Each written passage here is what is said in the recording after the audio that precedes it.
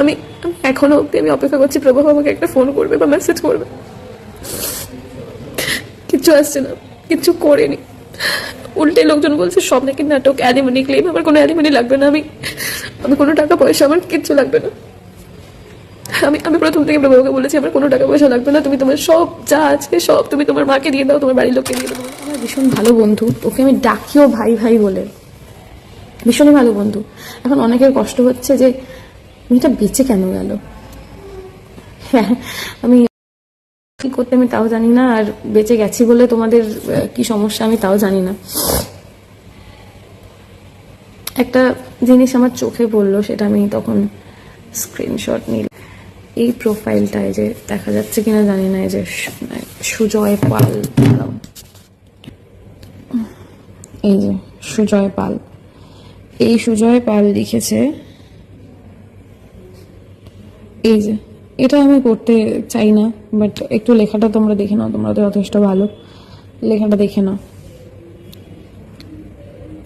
এটা হচ্ছে লেখা, ভগবানের কাছে হাত জোর করে প্রার্থনা করব, যদি তোমার বাড়িতে তোমার মেয়ে বোন কেউ থেকে থাকে, জাস্ট যে তোমার নিজের রক্তের সম্পর্ক, তার সাথে যেন সমান হয়, সেম হয়, সেম হয়, সেও যাতে বলতে না পেরে তোমার চোখের সামনে যেন দম ভাঙে, তাহলে বুঝবে। আর তোমাদের কিছু মানুষের কমেন্ট না, আমি সত্যি বলছি আমি নিতে পারছি না। আমি এখনো অবধি হয়তো আমি তাকিয়েছিলাম বা অপেক্ষা করছিলাম হচ্ছে প্রবাহর জন্য, কিন্তু আমি জানি প্রবাহ হচ্ছে এখন প্রবাহর কাছে ভালোবাসা ম্যাটার করে না, ওকে তো আদৌ ভালোবেসেছে কিনা তাও জানি না, তো ওর কাছে ম্যাটার করে না, ও হচ্ছে নিজের সেফ সাইড বাঁচাচ্ছে, নিজের দিকটা বাঁচাচ্ছে, বাঁচিয়ে চলছে। আমি তো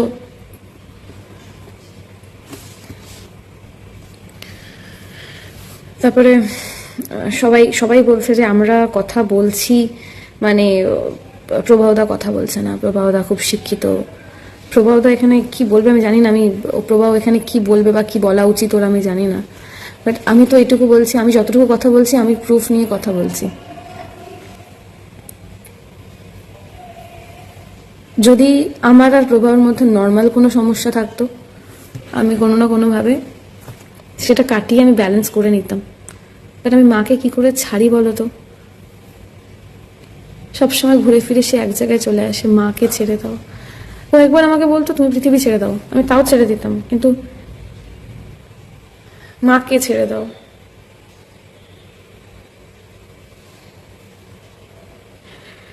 বেশ কিছু লোক আছে যারা যখন সায়ককে টানছো না, আমারও ক্যারেক্টারটা তুলে কথা বলছো। আমি এটা প্রবাহ প্রবাহ নিজেও বলবে, প্রবাহ কোনোদিন আমার ক্যারেক্টার নিয়ে ডাউট করেনি, আমিও কোনোদিন প্রবাহর ক্যারেক্টার নিয়ে ডাউট করিনি।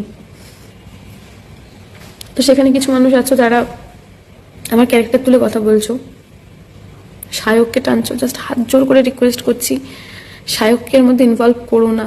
না হলে না, যে মানুষটা নিচে সামনে দাঁড়িয়ে থেকে একজনকে বাঁচানোর জন্য এত হুটোপাটা করেছে, সায়কের সাথে আমার রক্তের সম্পর্ক নয়, আমার বিয়ের মণ্ডপে আমাকে নিজে এগিয়ে দিয়ে গেছে, ভীষণ ভালো বন্ধু আমার, ভীষণই ভালো বন্ধু আমার। একটা ছেলে একটা মেয়ে নাকি বন্ধু হতে পারে না, বাট আমার ভীষণ ভালো বন্ধু। ও আমাকে বিয়ের মণ্ডপ অব্দি নিজের স্কুটিতে করে এগিয়ে দিয়ে গেছে। তো ও যে দায়িত্ব নিয়ে আমাকে বাঁচানোর জন্য একে তাকে ফোন করে, মধুকে ফোন করে, নেক্সট টাইম না কাউকে বাঁচাবে না, ও সে ভয় পাবে, ও যে আবার এর সাথে আমাকে লোকে ছুড়ে দেবে, লোকজনের ভালো করার কথা ভুলেই যাবে। মানসিকভাবে যে ভেঙে পড়েছে তাকে তোমরা আরো টেনে টেনে আরো ভাঙছো, মানে তুই বেঁচে, ব্যাপারটা হচ্ছে এটা। আমি বিশ্বাস করো, আমি বাঁচতে চাইনি, আমি জানতাম বেঁচে গেলেও গালাগালি আমিই খাবো। না, আমি সংসার করতে চেয়েছি, আমি একটা বাচ্চা চেয়েছি, আমি সুস্থ একটা জীবন চেয়েছি, আমি রেজিস্ট্রি করতে চেয়েছি আমার বরের সাথে, আমি দুই ফ্যামিলিকে সমান প্রায়োরিটি নিয়ে থাকতে চেয়েছি। ছোট থেকে বড্ড বেশি সিনেমা দেখেছি আমি, সিনেমাতে হয় না ওই যে হাম সাথ সাথ হ্যায়, সবাই একসাথে থাকবে, প্রচন্ড সিনেমা দেখেছি, প্রচন্ড ফিল্মি আমি। তো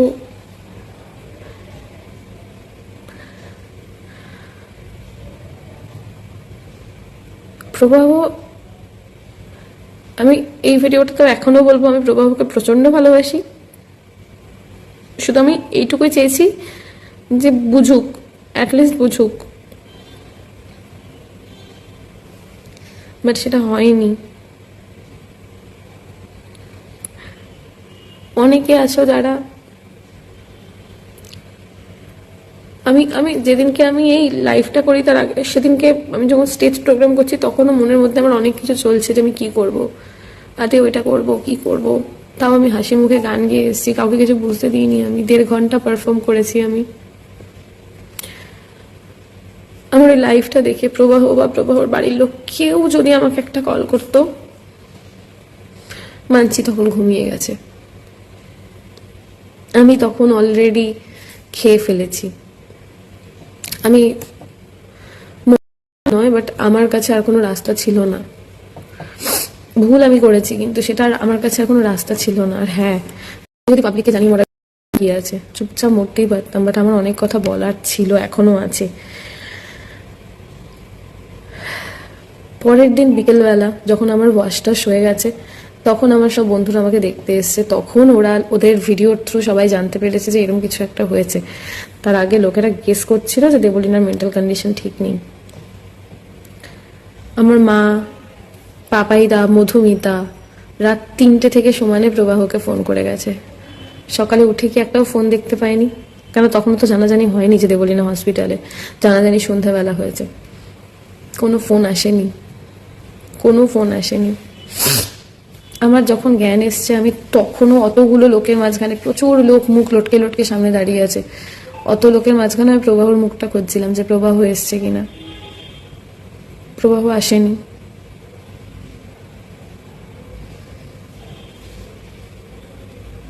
তোমরা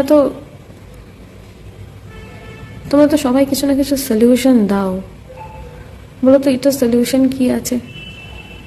প্রবাহদা কথা বলছে না মানে প্রবাহদা ভদ্র, আর আমি উইথ প্রুফ আমি কথা বলছি মানে আমি অভদ্র। সাহায্য করে একটা কথা বলবো, সায়ককে এর মধ্যে টেনো না। ও জাস্ট হেল্প করেছে ওর বন্ধুকে বাঁচানোর জন্য, নাথিং এলস। সায়ককে এর মধ্যে টেনো না। আর যে বা যারা বলছো সম্পর্ক ভেঙে যাওয়া উচিত, হ্যাঁ ভেঙে দেওয়া উচিত ছিল, এই সেই হবে যাবে, আমি জানি না তোমরা কটা সম্পর্ক ভেঙেছো, বাট আমি সম্পর্ক ভাঙতে শিখিনি। আমি শেষ অবধি টানার চেষ্টা করেছি, এখনো করছি, কারণ আমি ভালোবাসি, আমি ভালোবেসেছি। আমি বিয়ে মানুষ ভালোবেসেই করে, ধুমধাম উট কটা রাস্তার লোককে ধরে মানুষ বিয়ে করে না। আর আরেকটা জিনিস, আমি আমাকে নিয়ে বা আমার হাজব্যান্ডকে নিয়ে বা আমার ফ্যামিলিকে নিয়ে বা আমার দিদিকে নিয়ে, আমার মাকে নিয়ে আমি সোশ্যাল মিডিয়াতে আর কোনো পোস্ট দেখতে চাই না, স্পেশালি মিডিয়ার তরফ থেকে। আমি কোনো মিডিয়ার কোনো পোস্ট দেখতে চাই না। আমি আরও এক্সস্ট হয়ে যাচ্ছি, এক্সস্টেড লাগছে আমার। সব মিডিয়ার কাছে একটাই রিকোয়েস্ট, দয়া করে পুরনো পোস্ট টেনে না এনে আমার দিদিভাই কি রিল বানায়, আমি কি করেছি না করেছি। হ্যাঁ, আমাদের হ্যাপি মোমেন্টের রিলও রয়েছে, তো স্বাভাবিক সারাক্ষণ আমাদের ঝামেলা চলছিল না, সারাক্ষণ আমাদের ঝামেলা ছিল না। তো সারাক্ষণ আমাদের ঝামেলা ছিল না, সারাক্ষণ আমাদের ঝামেলা চলছিল না। হ্যাপি কিছু মোমেন্ট আমাদের ছিল, সেগুলো আমি শেয়ার করেছি। হ্যাঁ, এখন আমার যদি নেগেটিভিটি আমার শেয়ার করার থাকতো করতাম, আমি ঝামেলাতে আমিও ছিলাম। কিন্তু তোমরা অনেকে নোটিস করবে আমি রোজ ব্লগ করতাম না, আমার 1 সপ্তাহ 5 দিন 6 দিন ব্লগ হতো না, কারণ সেই সময় আমি আপসেট থাকতাম, সেগুলো আমি শেয়ার করতাম না। মাঝে 2-4টে ভিডিও আমি এরমও করেছিলাম যে বাড়িতে একা বসে আছি, মায়ের সাথে কথা বলতে পারছি না, কারণ 2-3 মাস মায়ের সাথে আমার সম্পর্ক জাস্ট কথা বলা বন্ধ করে দিয়েছিল, সবাই মিলে কথা বলতাম না মায়ের সাথে। বিয়ের আগে যদি আমার কাছে এরকম কোনো ক্লজ আসতো যে বিয়ে করছো মানে বাপের বাড়ি ছাড়তে হবে, হয়তো আমি বিয়েটা করতাম না। কিন্তু বিয়ে হয়ে গেছে, 1 বছর একটা মানুষের সাথে আমি রয়েছি যাকে আমি প্রচন্ড ভালোবাসি।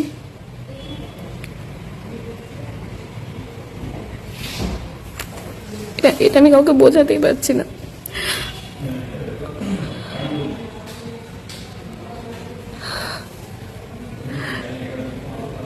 আমি আমি এখনো অব্দি আমি অপেক্ষা করছি প্রভু আমাকে একটা ফোন করবে বা মেসেজ করবে, কিচ্ছু আসছে না, কিচ্ছু করেনি। উল্টে লোকজন বলছে সব নাকি নাটক, অ্যালিমনি ক্লেম। আমার কোনো অ্যালিমনি লাগবে না, আমি আমি কোনো টাকা পয়সা আমার কিচ্ছু লাগবে না। আমি প্রথম থেকে প্রভুকে বলেছি আমার কোনো টাকা পয়সা লাগবে না, তুমি তোমার সব যা আছে সব তুমি তোমার মাকে দিয়ে দাও, তোমার বাড়ির লোককে দিয়ে দাও, তোমার ভাই আছে তাকে দিয়ে দাও। আমি শুধু প্রভুর সাথে থাকতে চেয়েছি, প্রভুর মতো করে।